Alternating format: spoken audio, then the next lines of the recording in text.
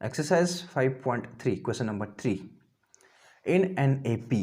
देखो यहाँ पे इस क्वेश्चन में 10 पार्ट्स हैं, ठीक है। तो हम इस वीडियो में 4th पार्ट को सॉल्व करेंगे, ठीक है। तो क्वेश्चन नंबर जो इसमें पार्ट नंबर फर्स्ट है वो क्या है। पार्ट नंबर फर्स्ट की बात करें तो इसमें गिवन क्या है, जो फर्स्ट टर्म है वो 5 है और जो कॉमन डिफरेंस है वो 3 है और जो इसमें nth टर्म है वो कितना है 50 है। तो हमें n n S n find out करना है, ठीक है। N n S n find out करना है। तो कैसे आएगा ये एन और एस एन, ठीक है। तो हम इसके लिए क्या करेंगे, इसके लिए हमारे पास फॉर्मूला है nth टर्म वाला, है ना। nth टर्म वाले से हम एन फाइंड आउट कर लेंगे, ठीक है। तो आपको दिमाग लगाना, देखो ए गिवन है, डी गिवन है और ए एन गिवन है। तो हम एन निकाल सकते हैं nth टर्म वाले फॉर्मूले से, a plus in bracket n minus 1 into d, ठीक है। तो ये आ गया हमारा। तो हम यहाँ पे क्या करेंगे, ए एन है हमारे पास 50 और जो ए है 5 है और एन माइनस 1 और डी की वैल्यू 3 है। तो ये 50 माइनस 5 हो जाएगा, ठीक है। ये माइनस लेफ्ट हैंड साइड में जाएगा तो ये माइनस हो जाएगा। तो ये 45 इक्वल टू एन माइनस 1, तो ये 45 divided by 3 equal to n minus 1, ठीक है। यहाँ पे मल्टीप्लाई में है तो यहाँ डिवाइड में जाएगा ये।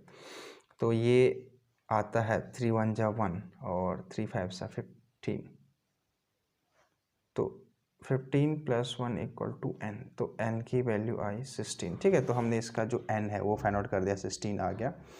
अब हम निकालेंगे इसमें, अब हम क्या निकालेंगे इसमें, अब हम सेकंड पार्ट देखेंगे। नहीं, सेकंड पार्ट नहीं, इसका जो सेकंड पार्ट हमें एक्चुअली में निकालना है कि एस एन निकालना है इसी क्वेश्चन में, ठीक है। तो एस एन कैसे आएगा, ठीक है। जो एस एन का फॉर्मूला होता है वो क्या होता है देख लेते हैं। जो इसमें एस एन का फॉर्मूला होता है वो क्या होता है, एन डिवाइडेड बाई 2, ठीक है, और ए प्लस ए एन, ठीक है, ए प्लस ए एन। तो इसमें जो एन है वो कितना है, 16 आया हमारा एन डिवाइडेड बाई 2 और ए की वैल्यू 5 है और जो इसमें ए एन है वो कितना है, ए एन है हमारे पास 50। तो देखो 16 डिवाइडेड बाई 2, इसको मैं 8 भी कर सकता हूँ सीधे, और ये 55, ठीक है। तो यहाँ पे 8 इंटू 55, 8 इंटू 55, तो इसको सॉल्व करो तो कितना आता है 8 इंटू 55, ये आता है अराउंड 440, ठीक है। ये हमारा जो एस एन है वो भी आ गया हमारा। देखो इसमें हमने एन और एस एन निकालने थे, एन 16 आया और एस एन कितना आया 440 आया, हमने फाइंड आउट कर दिया। अब इस क्वेश्चन का सेकंड पार्ट क्या है, ठीक है। सेकंड पार्ट है हमारे पास,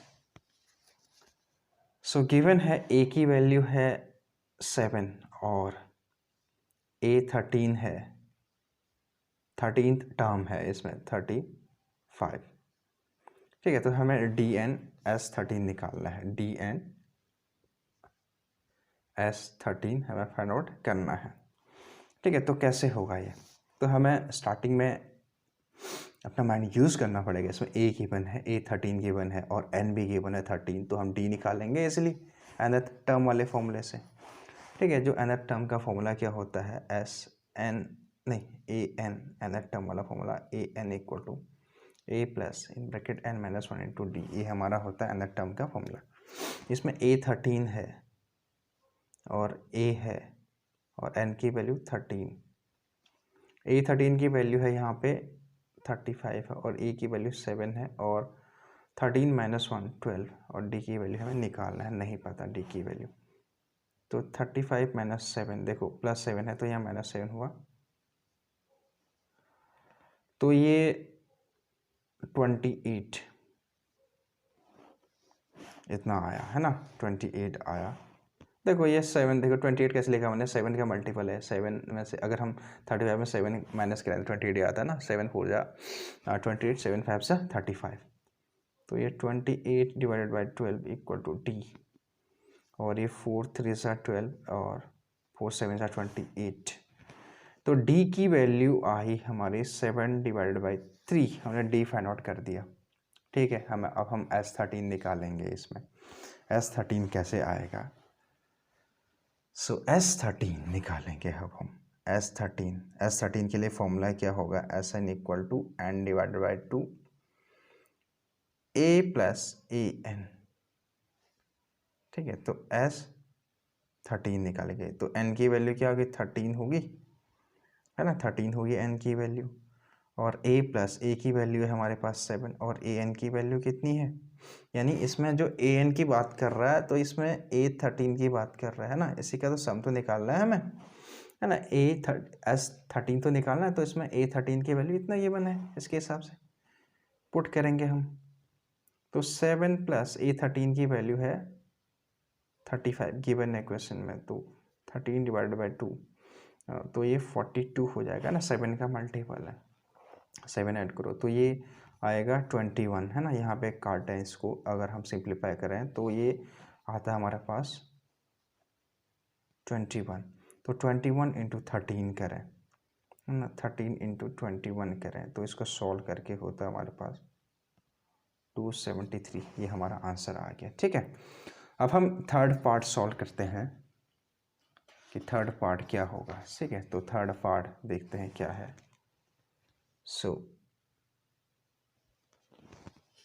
थर्ड पार्ट है हमारे पास A12 गिवन है, A12 की वैल्यू हमें पता है यहाँ पे 37,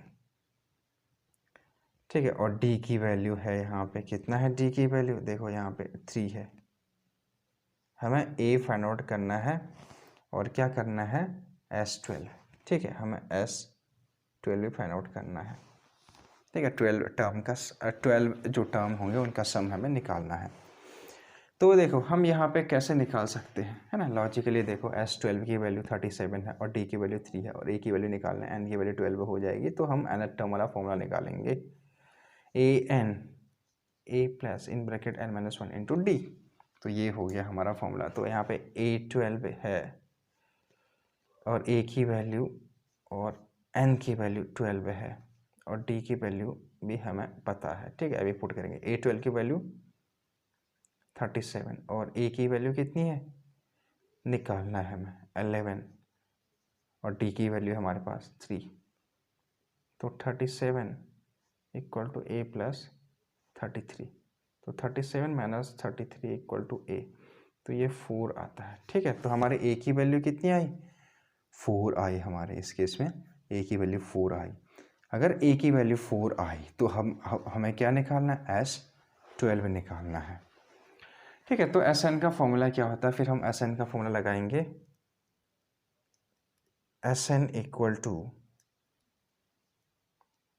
n divided by 2 A plus an। ठीक है, A प्लस an, देखो इसमें जो Sn है S12 है, n की वैल्यू 12 है और A की वैल्यू क्या है, A की वैल्यू 4 हमने फाइंड आउट करा है ना, जो an है यानी A12 है, A12 की वैल्यू कितनी है 37 है, आप देख सकते हैं A12 की वैल्यू,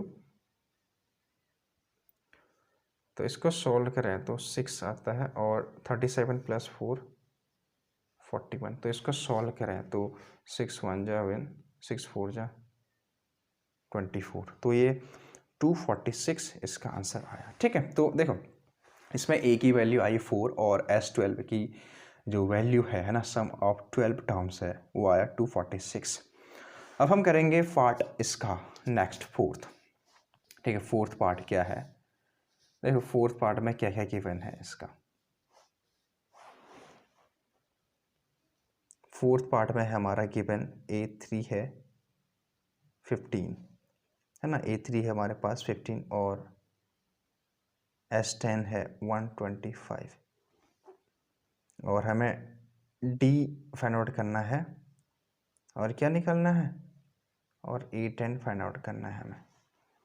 ठीक है, तो हम कैसे सॉल्व करेंगे स्टार्टिंग में इसको, हम देखो यहाँ पे A3 की वैल्यू गिवन है 15 और S10 है, तो इसके लिए जो बेस्ट अप्रोच होगा हम nth टर्म से, देखो इसमें बेसिकली ये पूरा क्लियर नहीं है, तो हम यहाँ पे पहले हम an वाला फॉर्मूला लगाते हैं, an a plus n minus 1 into d, है ना, इसमें मेरे ख्याल से इक्वेशन बनेंगे क्योंकि ये कंप्लीट इन्फॉर्मेशन नहीं पता। यहाँ पे A3 की वैल्यू 15 है और S10 की वैल्यू 125 और D और हमें A10 निकालना है।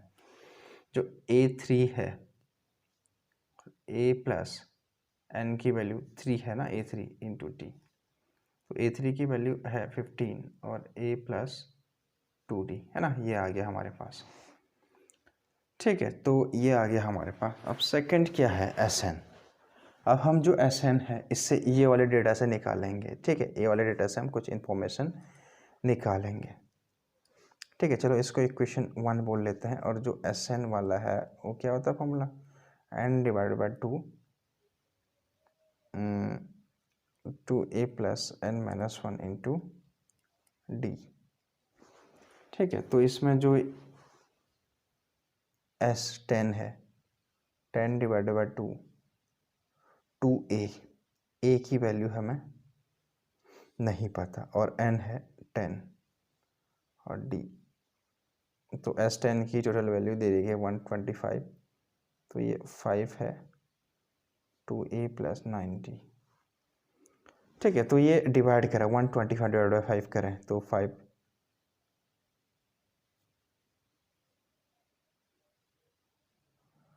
तो ये आता है हमारे पास 5 2 से 10 और 2 आया 5 5 से 25।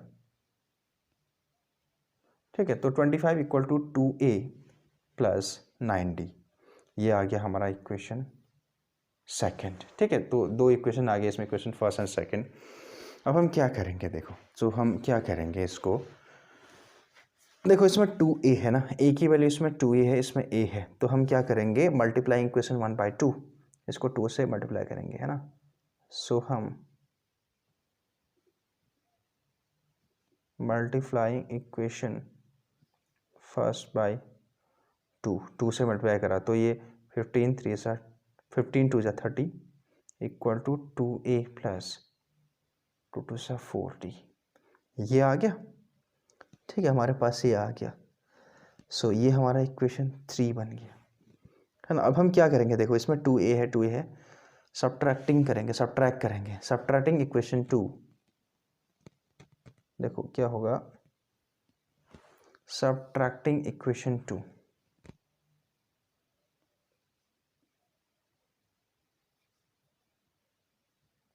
फ्रॉम इक्वेशन 3 ना, इक्वेशन 3 से हम इक्वेशन 2 को माइनस करेंगे, सब्ट्रैक्ट करेंगे, तो इक्वेशन 3 क्या है, 30 equal to 2a plus 4d, और इक्वेशन 2 कितना है, 25 equal to 2a plus 90। Subtract करो भाई, ये माइनस माइनस माइनस होगा, ये कैंसिल आउट हो गया, 30 minus 25 5, 4d minus 90 minus 5d। ठीक है, तो 5 divided by minus 5 equal to d, तो डी की वैल्यू आई -1।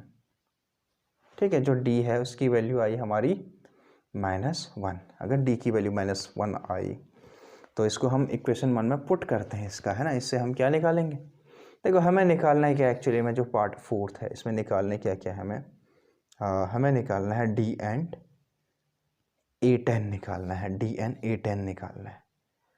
ठीक है, तो A10 कैसे आएगा, देखो A10 कैसे आएगा, A10 इक्वल टू होगा a plus n minus 1 into d, है ना। इसमें n तो पता है और हमें d भी पता चल गया है ना, d भी फाइंड आउट कर दिया हमने यहाँ पे। अब a कैसे आएगा, a निकालने के लिए हम क्या करेंगे, d की वैल्यू इक्वेशन 1 में पुट करेंगे। ठीक है, d equal to -1 put in equation first. ठीक है, इक्वेशन फर्स्ट में पुट करते हैं, जो ये है हमारे पास 15 equal to a plus 2d, a plus 2d, d की वैल्यू है -1, a माइनस 2, तो इसको है तो ये 15 प्लस 2 इक्वल टू a, तो ये a की वैल्यू आती है हमारी 17, है ना। तो a की वैल्यू आई 17। अगर a की वैल्यू 17 आती है तो अब हमें क्या निकालना है, हमें निकालना है इसमें, इस क्वेश्चन में हमें निकालना क्या है, सो A10 निकालना है। ठीक है, तो A10 कैसे आएगा, देखो यहाँ पे मैं सॉल्व कर रहा हूँ, A10 कैसे आएगा।